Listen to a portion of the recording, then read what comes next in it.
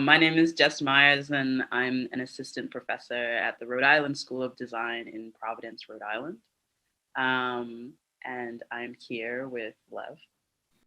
Hi, I'm Lev Berdyshenko, Curator Public at the CCA, calling from Montreal. So we're really excited to introduce to you today a project that we've been working on for since last summer, which is almost a year at this point. We started having this discussion about what the experience of international students would be at universities in the US, and specifically at my school at RISD, when ICE began to change the rules of student attendance based on whether it would be in person, whether it would be online, kind of the administration forcing many universities' hands around, how they were going to be able to include their international student community, but kind of hinging it on international students' stability in the United States. So essentially what we decided to do was to reach out to students who were going to be studying in RISD's architecture program, but studying abroad from home, you could say. So staying in their home cities, but still studying at RISD. And we wanted them to keep a log of their experiences and to interview others who are experiencing similar things in order to really log and track what the experience was of this sort of unique situation where international students, no matter what time zone they are in, are endeavoring to continue their studies in the United States, even if they can't enter the country. At this time. Yeah. So each of the students that you will be hearing from today has been keeping what we call reports and reporting from their cities as bureau chiefs since October. Yeah. And so the CCA is a international sort of research center for architecture and museum. And from our side, this is a very interesting project because we're interested in new perspectives on the kind of global knowledge production in architecture.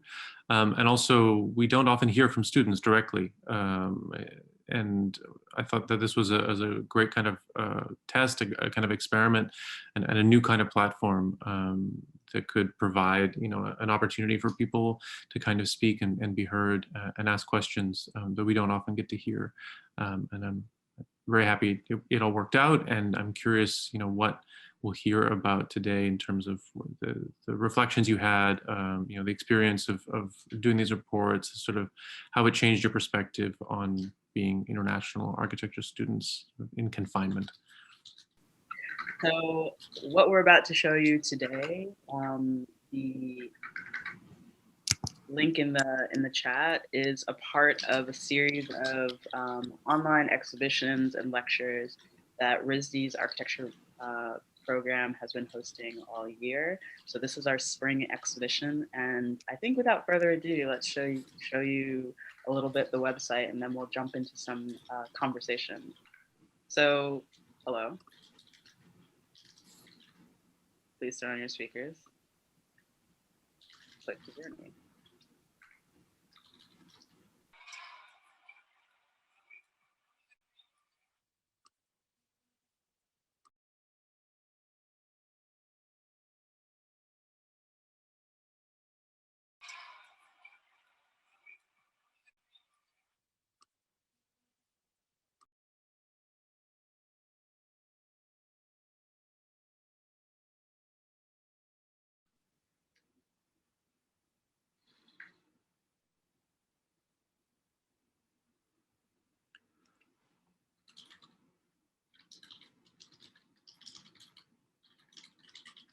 So basically, what you're seeing is the journey of the kind of intro blob through the report space, and as you pass by these sort of constellations of recordings, you'll see each one is sort of a name and then the person they're speaking to or interviewing.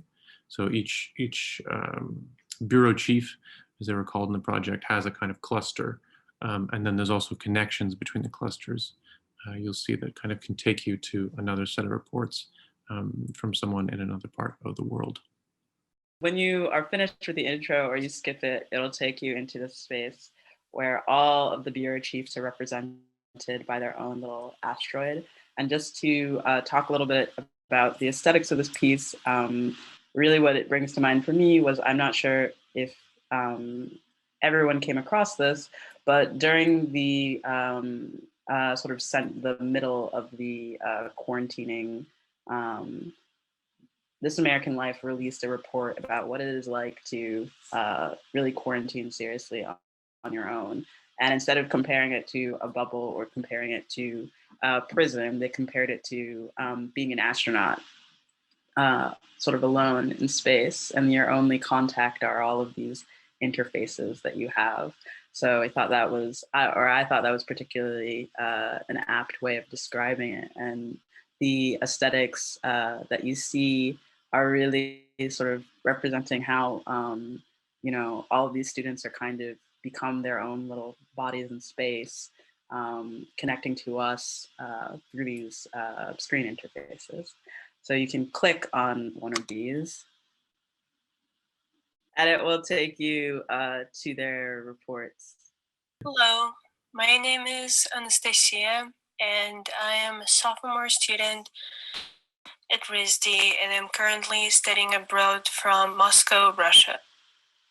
So here, and we won't play them. We won't play them in front of Anastasia right now. We'll spare you, but you can navigate to the reports that she recorded over the course of fall and early spring semester, and you can also click on transit files that will take you back to a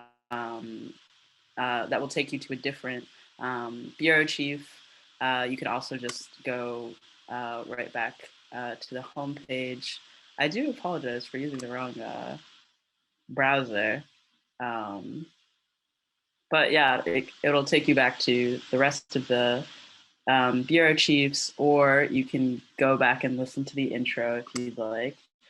Or you can also go to the index, which you can just jump to any file that you want to listen to.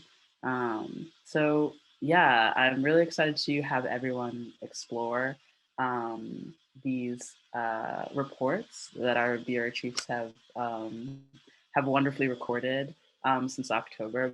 But I'm going to stop sharing them now, and you are more than welcome to continue to explore them on your own. So what we'd like to do this morning is have a discussion with our bureau chiefs about this experience, both of participating in the exhibition, but also what got them interested in participating, and questions that they had for each other after listening to each other's reports. So yeah, I just wanted to kick off this discussion by asking, and this is open to any of you guys, why you agreed to participate and what the experience of participating was like for you.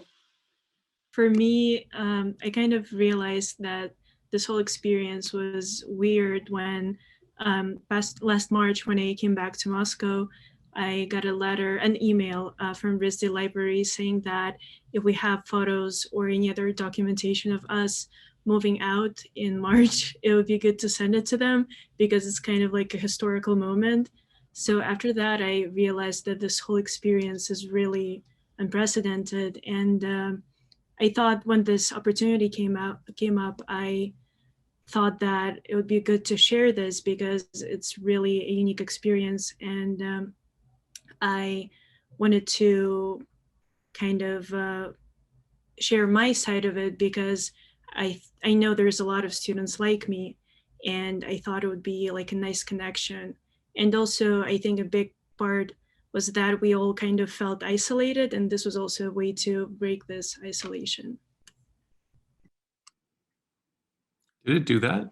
Is there someone else that sort of felt like they were becoming connected to each other through doing this project? Yeah, definitely for me, I agree with Anastasia a lot. Um, I also kind of wanted to obviously it's a very unique situation, and I kind of was jumped on this opportunity because I thought it would be cool to document it, and not only from my point of view, but from the point of view that of people who know me and people who are seeing me go through that experience as well, or maybe also going through the same experience.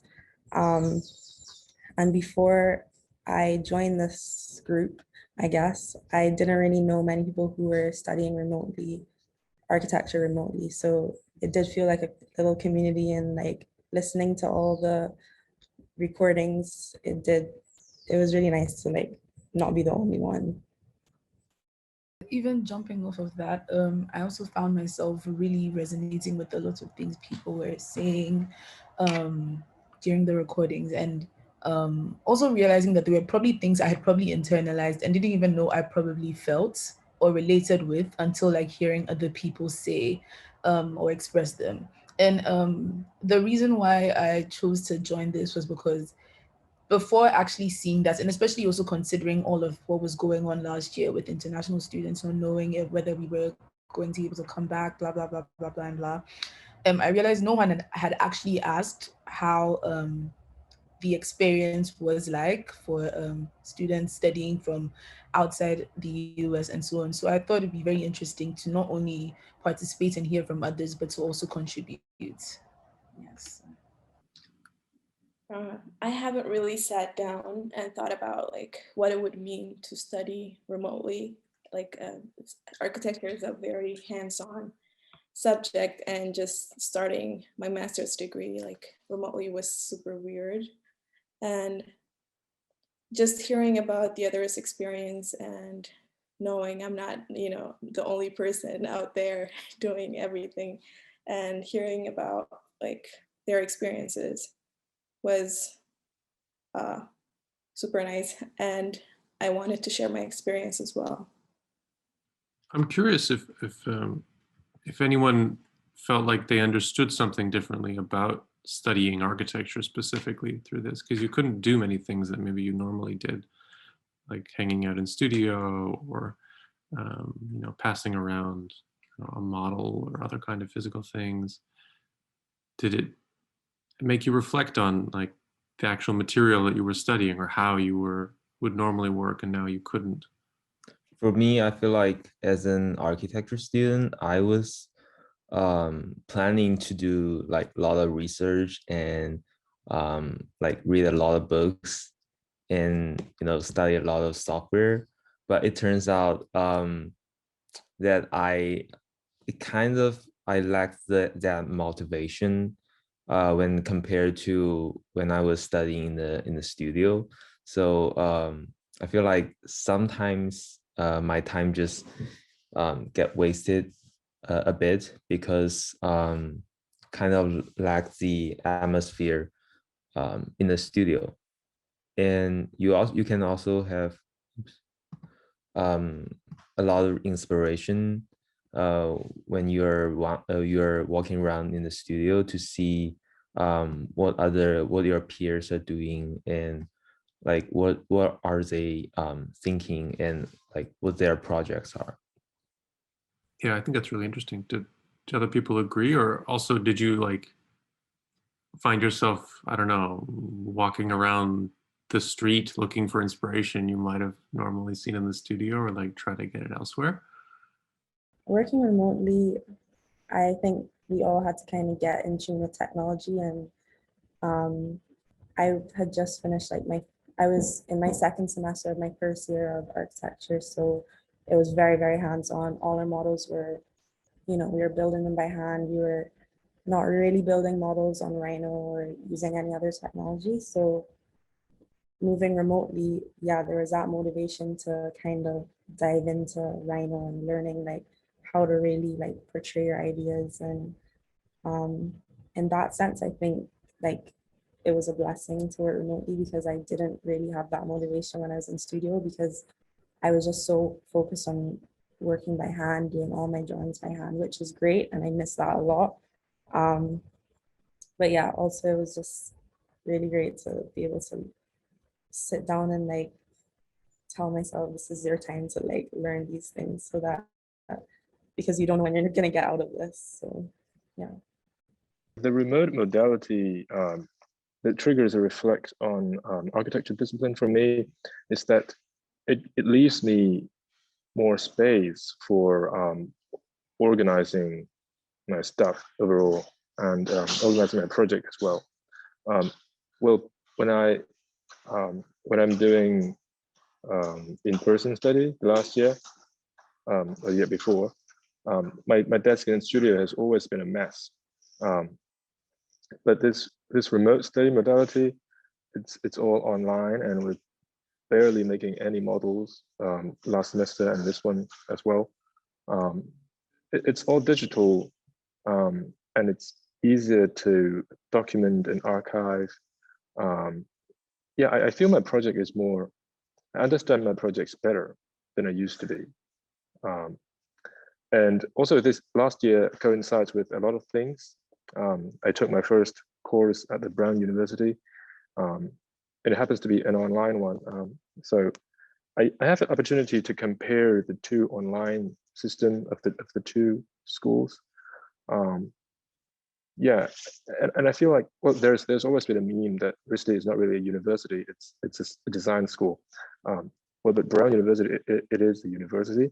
Well, so I think that is an opportunity to compare how other universities are organizing these things, especially the digital documents and the learning process. That's really interesting. I don't want to have you say anything that'll make Rizdi unhappy, but I guess I'm curious, like, did you notice some things that worked well or worked better or worse? I mean, sort of different ways of, as you say, organizing documents, or things that for you suddenly were like, oh wow, I really like that. Well, yeah, the course I took at Brown University is in computer science, so it's a little bit different, I think. Yeah, but in terms of comparing the two modalities in architecture, I think the studio study will heavily rely on craftsmanship and model making. So I made tons of models throughout the semester, and photo document some of them in photo booth by the end of the semester, and most of them just goes into the trash bin. So, and yeah, when you go online, you have everything in your hard drive, and you have the minimum amount of things, as long as it's necessary. So it's very different in that sense. I also thought your point about how everything is sort of getting archived already is very interesting. The sense that, you know, the models end up in the trash or lost. Well, kind of, you know, you're sick of looking at it, so you want it to get lost.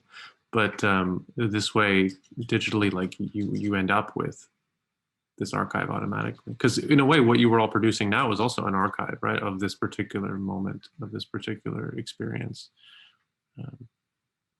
And it will be archived at the CCA. So it's like a very much a trace, like you guys are sort of keeping a trace of this moment, which is also, you could say, is like a kind of evidence, right, that it happened. So I'm curious too about, you know, hearing from Brad, like when it is easier for us to come back together and learn together in person. What are things about this moment that you might want to keep, or that you might want like universities to be mindful of? Yeah. Yeah, something that I've been thinking about these days is the connectivity that Zoom brought us, because, well, we had a lot of guest lectures throughout the world. Like we had a guest lecture. The guest is in Hawaii and is waking up 5 a.m. in the morning to give this lecture to us. It was completely impossible without, I would say, this pandemic that triggers it. It triggers it in a good way. So I hope that connectivity of having remote guests and talks could continue to carry on. I mean, it's really good. It's beneficial. I think that's true for crits as well. Having critics from like Australia or England, and having people come over to your studio and just look at your works and talk about it is pretty cool. You wouldn't have that without Zoom and COVID. And also the possibility of family members, friends being able to come to critiques and like actually see your work at the end of the semester is really rewarding. That wouldn't have been possible if we were at school. So that was really cool. So in a way, it's like the ability to have an international contact, or trying to foster like a larger international sort of community to be able to be in conversation with each other is super interesting.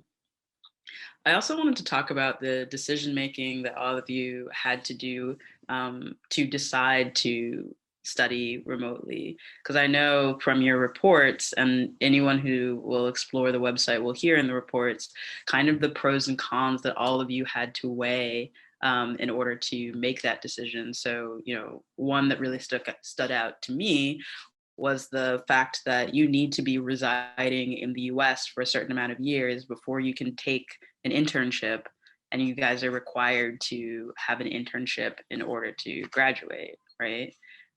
So I'm wondering, like, what were the factors that were those sort of difficult decisions that you had to weigh and decide, that were things that had to do with like immigration policy versus, what was the safest thing for you to do in like under pandemic conditions?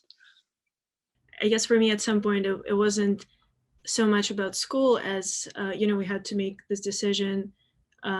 I personally kind of made my mind in June when I realized how difficult it would be if I were to get COVID and be alone in the US and just deal with it on my own, or vice versa. If something happens in my family, I would not be able to visit.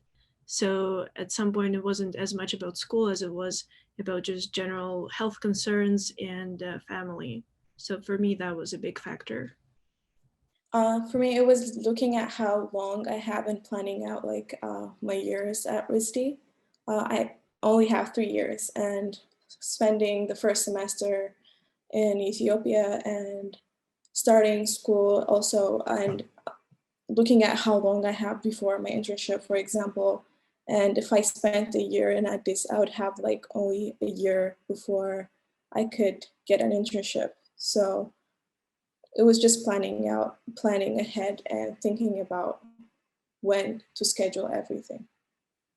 I think for me, aside the fears or maybe like the reservations from my family regarding, catching COVID from traveling and so on, I think another big factor for me, even before those around me, was the financial aspect of it. I mean, it's already very costly to travel internationally to America. Housing, food, all of these things are a huge factor we had to consider. And noting that now everything was going to be online, and I would have to still be paying, I would still have to transport myself to America, pay housing, pay food, only to sit in a room and still be online, connecting with everyone. And maybe one of the main factors or main benefits being the opportunity to pop in the BB or interact with a few of my mates who probably would have been there, didn't entirely make too much sense to me. And also considering the hit of the pandemic and noting that I'm sure a lot of people were probably like I had a few more reservations financially, because I mean the pandemic is the pandemic. So I mean it was just one like major deciding factor for me. Yeah. I was curious if somehow we could travel back in time, a year and a half, just before the pandemic, or a little bit longer when you were deciding about your next studies, to start or not to start, or where you were going. If you'd known it was going to be like this, if you'd known it was going to be remote, do you think you would have gone to a different school? Do you think you would have done something else, like taken time off, worked? I don't know. Would you have considered other options, do you think? I don't think I would have considered any other option because similarly to a lot of people, I found this year being a blessing and a curse in many ways, but in some ways also like a big blessing because um, living in Ghana, my plan was always to move back, and it seemed like kind of like a gifted year to get a taste of what the environment I'd be moving back to would feel like in the real world. And also, I got the opportunity to kind of let more of my culture and my environment influence my work. And that was something I was very grateful for because it's definitely been like a forefront of like maybe like my design like principles or approach to have my culture and my background influence like my work. And it's one thing to be in a completely different environment and still trying to like hone in on all of those and like have them like feature into your work versus actually being in like the environment you come from and knowing that what I'm contributing to my classwork right now is something I can bring back into the real world. So that was a big factor for me. But then also, thankfully, because the RISD education is, at least like with the architecture department, it's so open to your ideas, your background, your influences, your basically just your own creative inputs. I feel like I'm grateful this happened this way to a degree, just to a degree, kind of, yeah. So, yeah.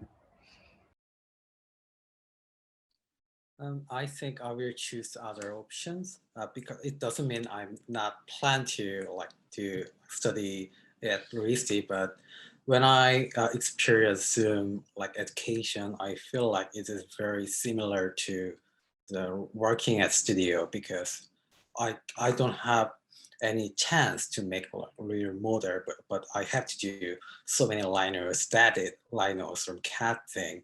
But I think that is very similar to the working at the studio. So also I think, do I have to do that kind of thing, paying so much money? So that is the one reason that why I will choose other option. And and moreover, I want to like experience like very standard America, not like this weird situation.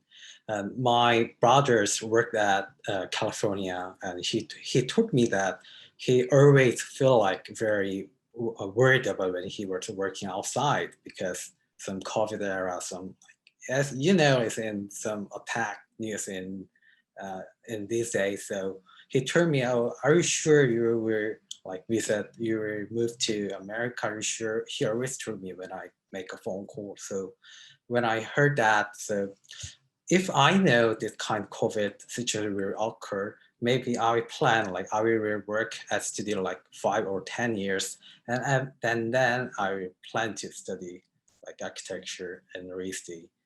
So, but yeah, that is my like opinion about Zoom and COVID period. Yeah, I think that's another thing that came up in the reports was lots of different kinds of concerns about the way that the U.S. was both handling the pandemic and the political atmosphere in the U.S. Like both you, like you guys yourselves would talk about those concerns, but also your parents or your partners or your siblings would talk about being concerned that the situation in the U.S. was a bit unstable, or it would be better to be at home than to be in the States at this time. You know, um, whether it was the protests over the summer or the anti-Asian rhetoric that was coming out of the administration that was leading to a lot of violence against Asian immigrants and Asian Americans in the States. So we did hear a lot of those concerns, and I'm curious if you guys are still grappling with those ideas, or if you're still having those conversations with your families about, you know, what are the pros and cons of the climate in the U.S. right now. For me, as an Asian, I feel like although I do have some worries about personal safety in the US, but I think everything will be fine if I just be careful while living in Providence, because we have been long known that the gun violence in in America is kind of well known, and my parents are also worrying about this a lot. But for my personal experience, while I was living in Providence, I feel like the neighbors and in Providence is kind of safe when compared to those areas in the news. So definitely a something to worry about, but I don't want to be too anxious about that. Yeah, so I think why don't we open it up to questions that you guys had for each other? Because I know that each of you has listened to each other's reports. And I'd love for you guys to ask each other a couple of questions about, you know, where you saw similarities and differences in your experiences. Did anyone find working at home more productive than in the studio? Yes, big time for me.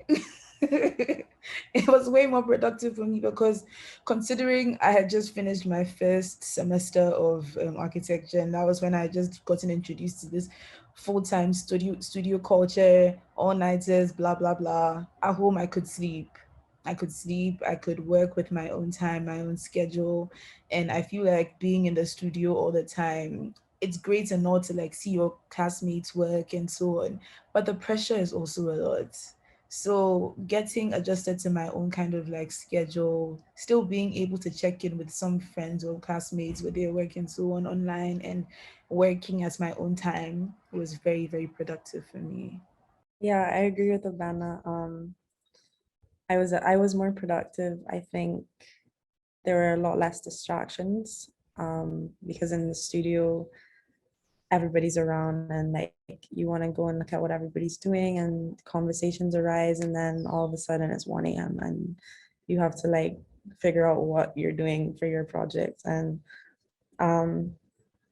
also like having everybody's eyes on you when you're working in the studio, some like Abana said, it's a lot of pressure. And being at home in the comfort of your own space, like checking in, is, I guess it was a lot more calmer environment. But at the same time, it was like, I wish I could have that studio culture of being able to check in on what other people are doing, how other people are working, and like what they're doing for a project, how their different perspectives on a project from mine. So that part I missed a lot. Yeah, I agree with everything that everyone said. It's more alleviating to be remote without the peer pressure from studio. But I'd say at the same time, the workload is really depending on the course or the studio that you're taking. The last semester it was led by Jess, and most of them are recorded and asynchronous. I feel like I'm more efficient that semester, and I barely stayed up all night. But this semester it's synchronous for some reason. So I stayed up all night, averagely 1 or 2 nights per week, in spite of the fact that I'm being more effective, but I'm being more efficient without all those distractions. So I think it all depends on the situation. And I'd say the increase in workload is partly due to the panic that you don't see what everybody else is doing, and the instructions are becoming kind of vague in this online modality. That kind of contributes it as well.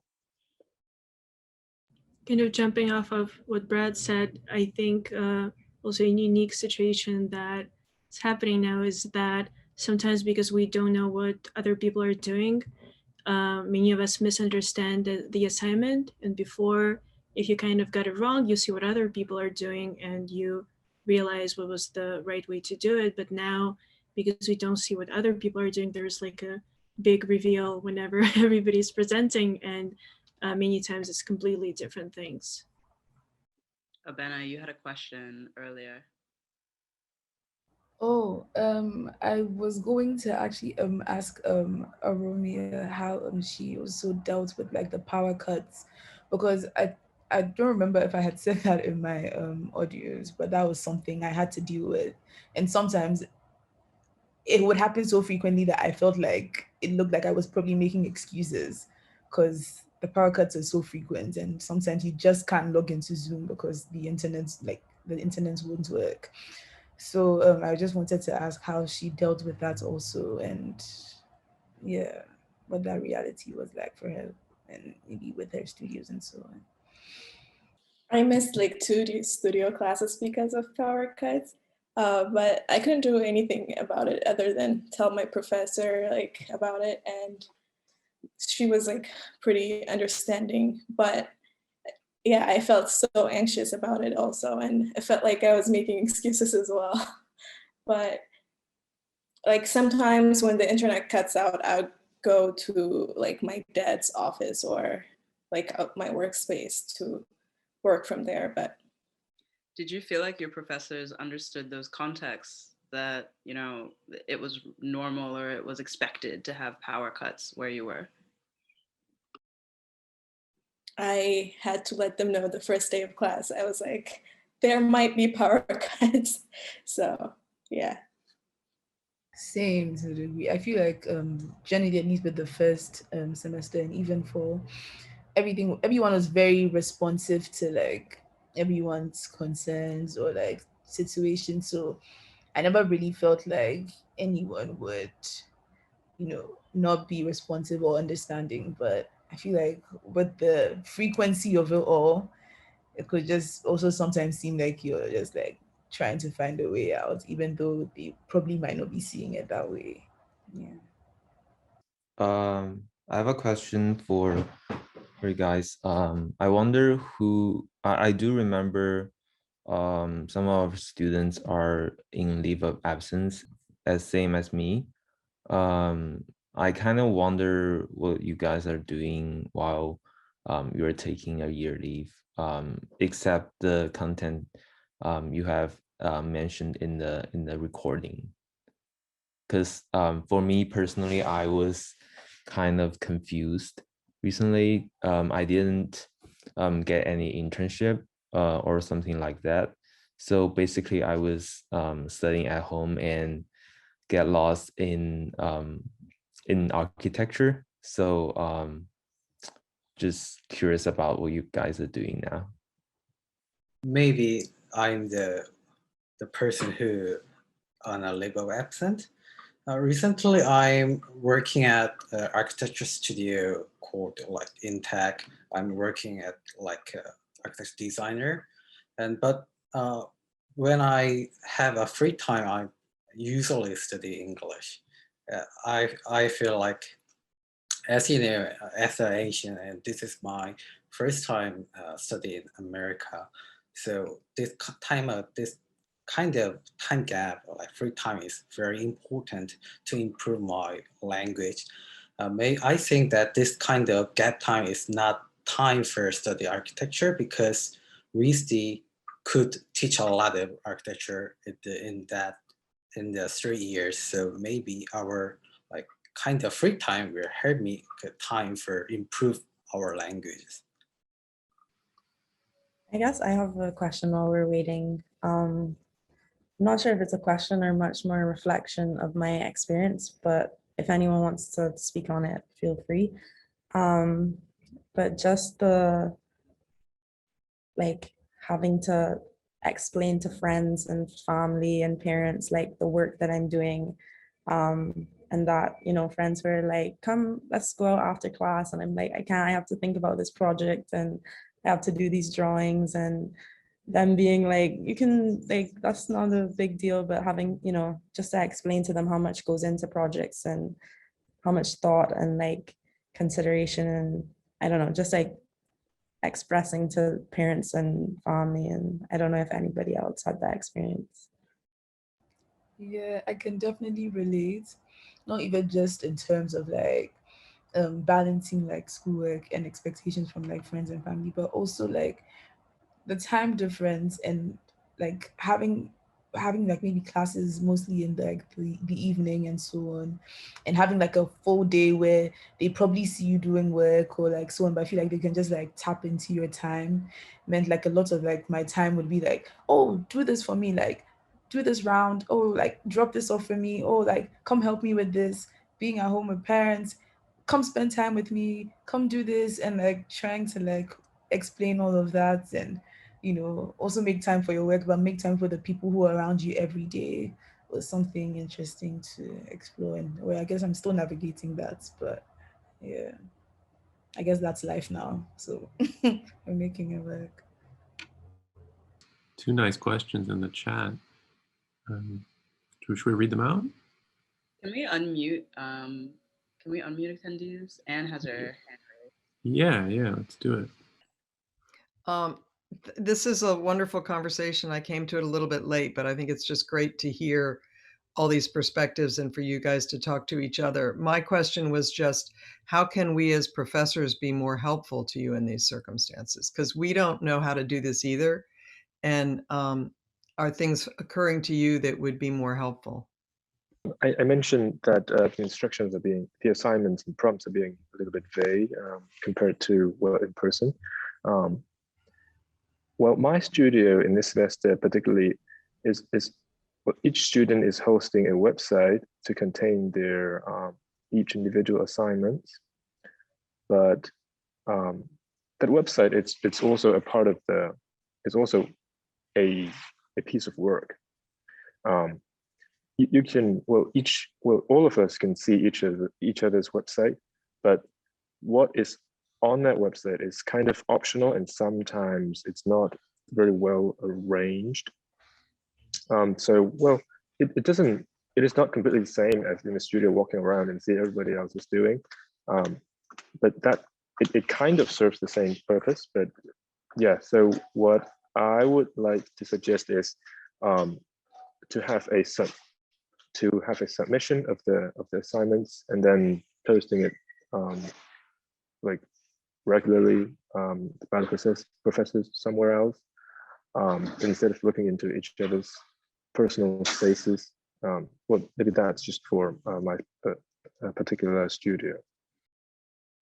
Yeah, definitely having like a platform to see what others are working on.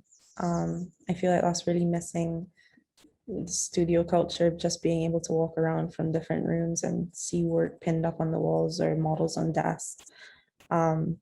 There's that kind of disconnect. I'm only seeing work from my studios that I'm in, or if there's an open Miro board from another studio, I take a peek, and it's refreshing to see like other work, but I know I'm still like missing out on seeing a lot more. So yeah. Hi, everyone. Thanks for offering this. So what has been your greatest success and your greatest challenge in having this experience? And it can be on any level that you want to speak to. So I'm just very curious about that part. I think my biggest success was getting more in tune with like the technological side of architecture and model making online. I definitely am more comfortable using the programs and more confident. And I think my greatest challenge is probably having less resources and not having the materials that I would, like physical materials that I would have access to if I was in Providence, because there's no architecture schools in Barbados, so it's not like I can go anywhere and find the materials that I need. But yeah.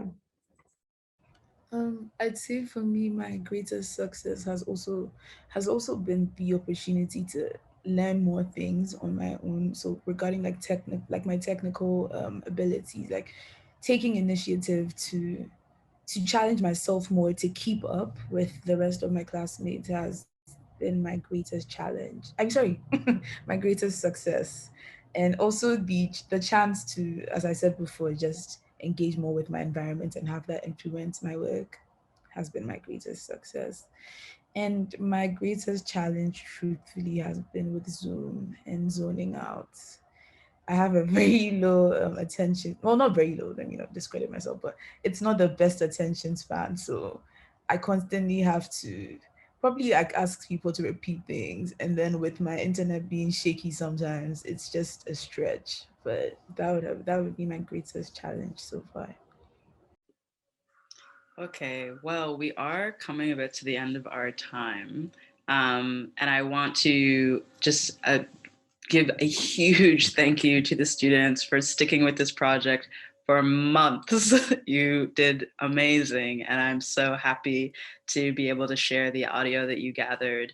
And a huge thank you to the CCA for entertaining this idea. You know, I sort of just, you know, sent like an email to Lev, and the entire CCA team has been super supportive and really wonderful. And also an enormous thank you to Sir Plus Plus, who developed and designed the website and really worked with us and were in conversation with us curatorially for months, I think also since October, at least since October. So it's just been it's been wonderful to be able to collaborate so deeply with so many teams of wonderful and creative people. So thank you for that. And we're so happy to be able to release studentvisa.review to you. So please explore it, have fun with it, let us know what you think about it. Doing digital exhibitions this year has been an interesting challenge. So we're happy to hear what you think. And then lastly, this is the opening event of the exhibition, and there will be a closing event on May 31st, where we'll be talking to some scholars in the field around education in the international community. So keep an eye out for more information about that event.